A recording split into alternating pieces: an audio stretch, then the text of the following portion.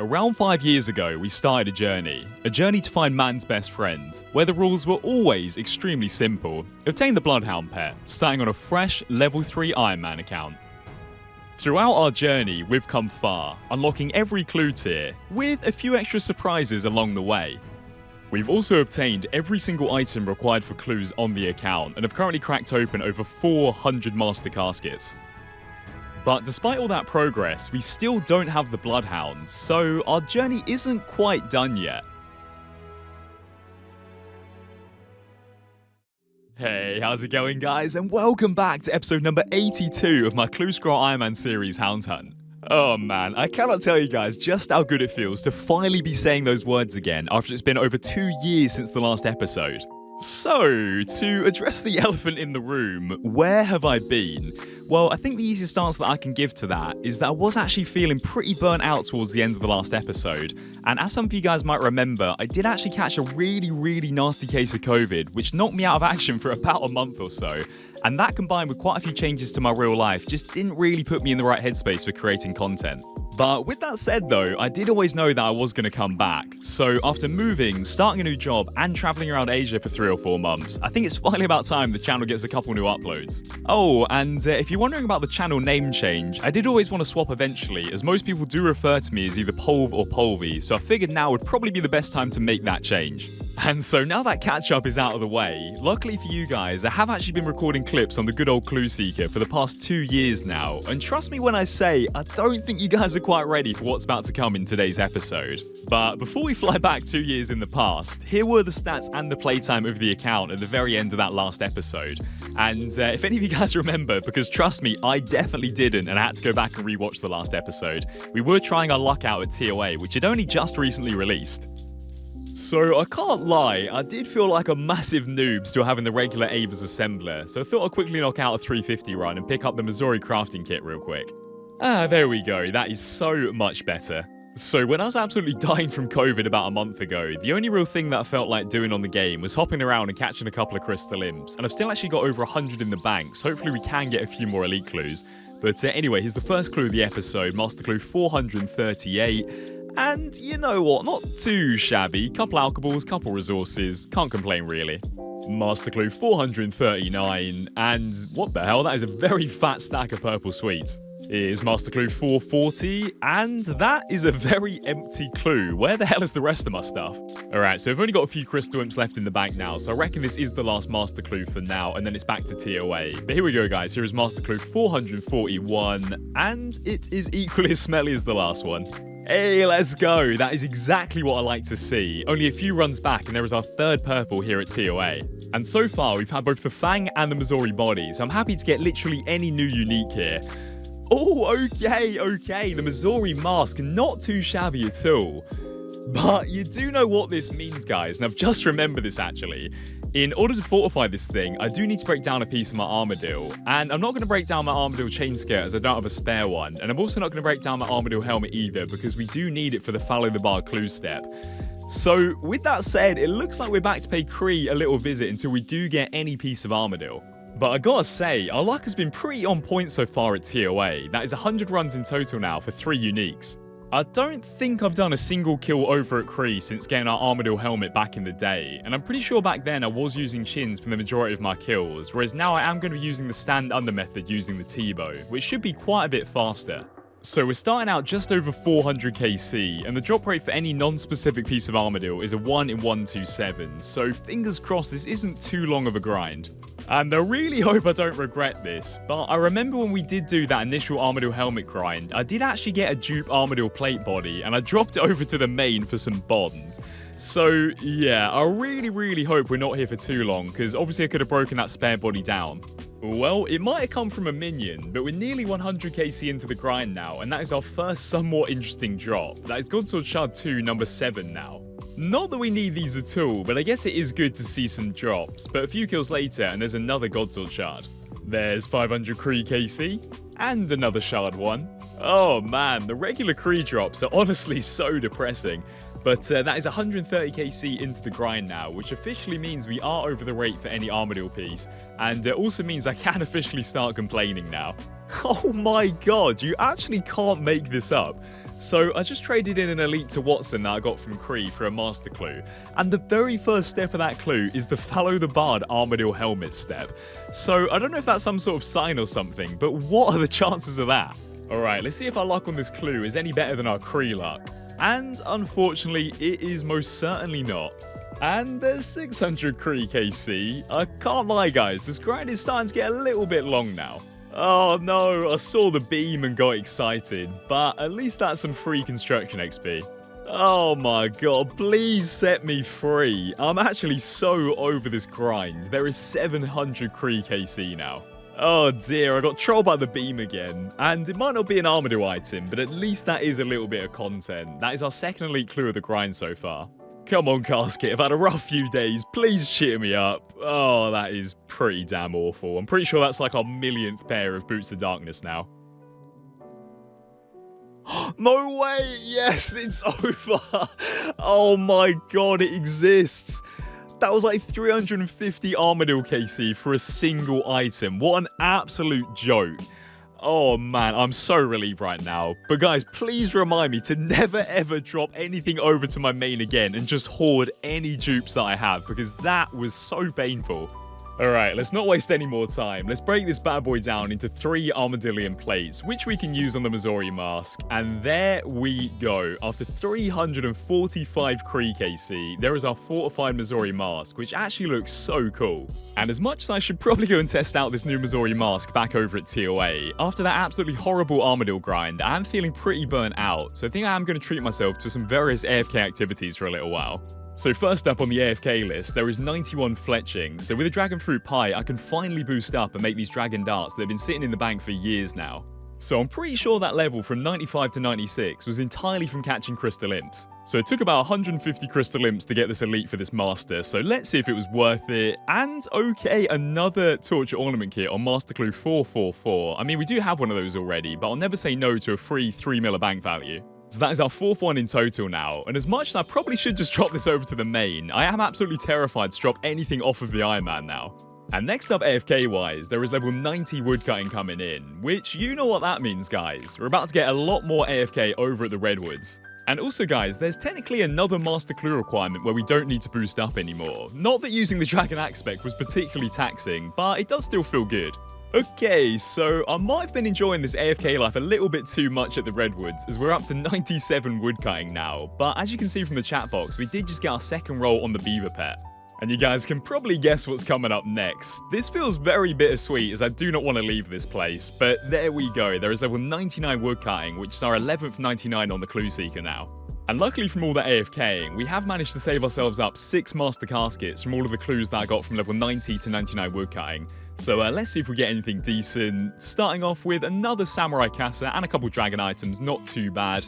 Next up we got some Onyx Bolts and some Pages. And, oh, okay, so it's been quite a while since I've seen one of those. There is another Mimic. Alright guys, what do you reckon? Do you think it'll be the Manta Rays once again? And of course, it's the Manta Rays. It always is. What did I expect? But to be fair, that's not too bad of a clue. Last 3 clues, let's see if we get anything good. Starting off with a little bit of everything there. That is an interesting clue. Next up, we got Alcohol Central, every single Dragon item in the game. And finally, we get ourselves some more supplies. You know what? Not too bad. I can't really moan too much with those clues. And also, that is 450 Master Clues open in total now. So we're going to be jumping back on board with present day me here, and that last clip of me getting 99 Woodcutting was actually recorded in late March 2023, which was the last time I properly logged into the game for the next 5 months or so. Other than these 2 Master Clues here, where I did log in to grab a few Crystal Imps, but as you can see, the rewards were pretty lackluster, so as a result, I didn't log back in for a few more months after that. But here's the thing guys, and I've been so excited to share this with you all, but I did end up logging back in late 2023. And when I did, I set myself a goal that I never thought I'd achieve on the Clue Seeker. So strap yourselves in and get ready, because this is perhaps the fastest progress update section of a RuneScape video of all time. Okay, are you ready guys? Because I've got to take myself a big breath before this one.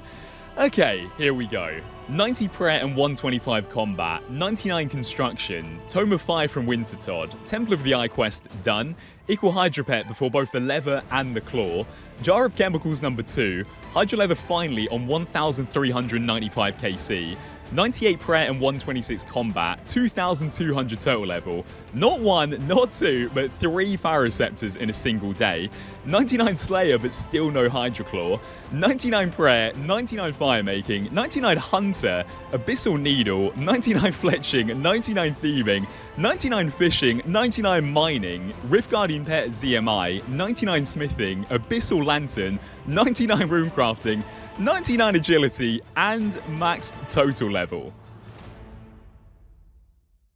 So I told you guys I wasn't messing about when I said strap yourselves in. That is max total and a few bonus pets along the way on the Ironman account. And who'd have thought the little clue seeker spawning in Lumbridge about 4 years ago would one day grow up to have himself a Maxscape? There we go, that is 4 Maxscapes purchased, 1 for each combat style, and of course the regular Maxscape for all of the teleports. And this is actually the first account that I've maxed on RuneScape since maxing my main back in pre-EOC well over 10 years ago now. So safe to say I'm pretty hyped to finally have a Maxscape again. But with that absolutely mammoth goal completed, I am feeling pretty motivated to actually play the game again properly now and continue along the journey to complete the main goal of this account. And just imagine for a second what an episode this would be if we got the bloodhound right here, as during the course of maxing, I did store myself up 12 master caskets from all of the clues that I got during the skilling. And I will be cracking every single one of these open on Max Island for hopefully a little bit of bonus RNG, so let's see if we do pick ourselves up anything decent.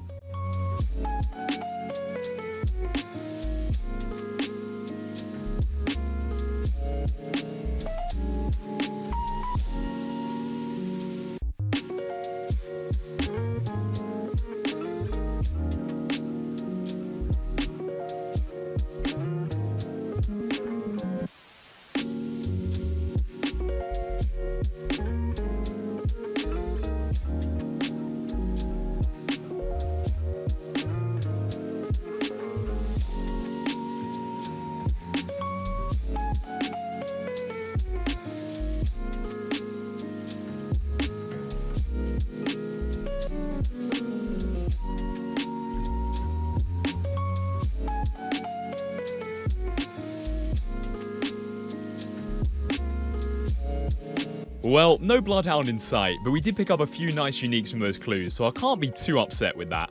And well, I was going to end the episode off there, but I'm not sure about you guys, but personally, I'd find it extremely rude for me to not upload for 2 years and then not include an absolute ton of clue content in the first episode back. And after we hit 10k KC quite a while ago now, I'm pretty sure that I swore to never come back to this place until I got myself a scythe. But for the content, I am willing to break that and stack up another 36 more master caskets, which will round us up nicely to 500 opened in total.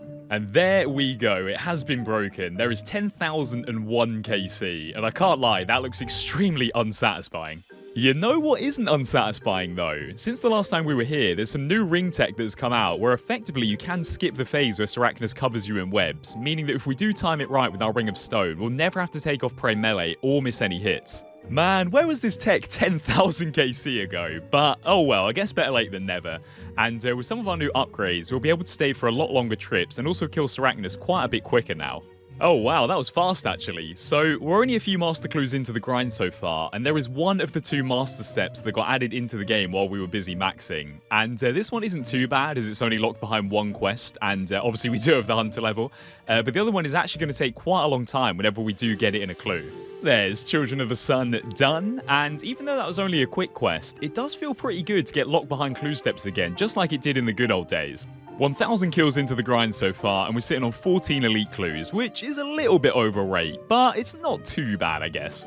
Okay, there it is. So, only a few master clues later after that last Valamor step, and there is the full Blue Moon Armor step, which is going to take significantly longer, but I am actually kind of excited to grind something out for a clue step again. So in order to acquire the Blue Moon Armor, we're going to need to do some Moons of Peril, which I do believe does have dupe protection, and I think it is around a 1 in 20 to see any drop.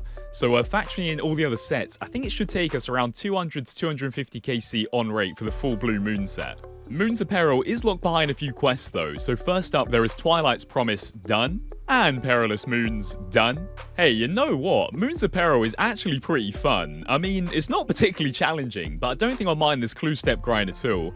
And there we go, on our first KC, we get some lateral darts, which I think is common, and also a combat achievement as well.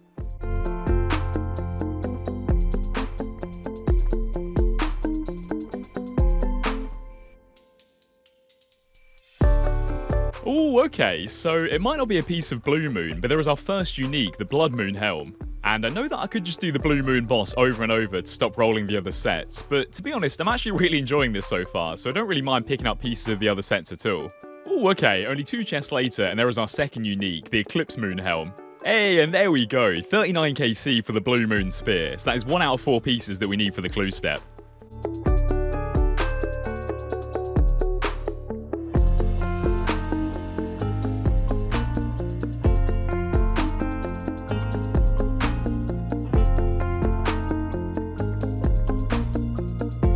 Hey, there we go. And just like that, there is 4 out of 4 Blue Moon pieces acquired, which means we can officially do every single master clue step in the game again. That only actually took me a couple of days to get the full set, so we didn't really hold up our massive master clue grind too much. But reluctantly, now that the fun of Moons of Peril is over, it is back to Sarachnis for these last few master clues. Damn, now that is a nice sight. 34 master caskets banked, and also I do have 1 elite clue in Watson, meaning we need 1 last elite clue for our goal now. So I figured I might as well use up some of these Dark Totems, and pray Skatizo is nice to us, because usually I do get scammed there. Well, it looks like Skatizo is in a good mood today. That is only 3 totems used, and there is our final elite clue that we need for 500 total master clues. So here's a quick peek at the master log, but surely this has to be the most master caskets we've ever saved up. But without any more delay, I'm going to start absolutely tearing into these things, because I've been itching to do so for the last week, seeing them stack up in the bank.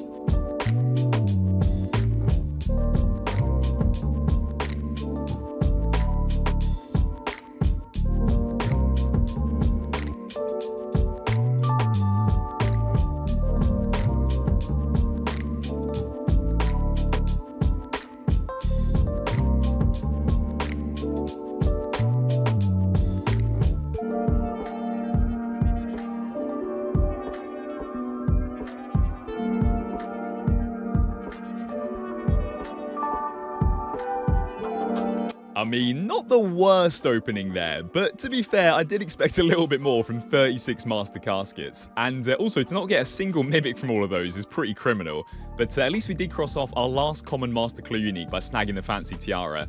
And this thing is going to go straight into the POH, never to be seen again. But it does still feel good to get some log slots crossed off. But there we go, guys. Over 4 years into the account, and we're officially halfway to the drop rate of the bloodhound.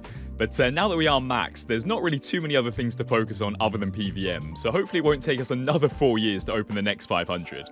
Hey guys, one final jump to present day me here, and you might have realised in that last clip that we were now up to 370 days total playtime on the account. And in the screenshot from the end of the last episode, we were just shy of 300 days, so over 70 days of total playtime has gone into this episode, which I think is completely fair enough considering just how long it's been since I last uploaded. And actually, speaking of playtime, a little sneak peek for you guys that have made it to the end of the episode, but we're now up to 415 days playtime in the present day, meaning there's a hell of a lot more content to catch up on very soon.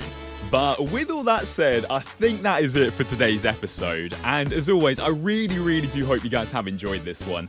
And I do want to give a special shout out to everyone that has stuck about considering just how long it's been. So if you have enjoyed and you haven't yet, then a big old like on the video would be very much appreciated. But until next time, guys, as always, stay safe and I'll see you very soon.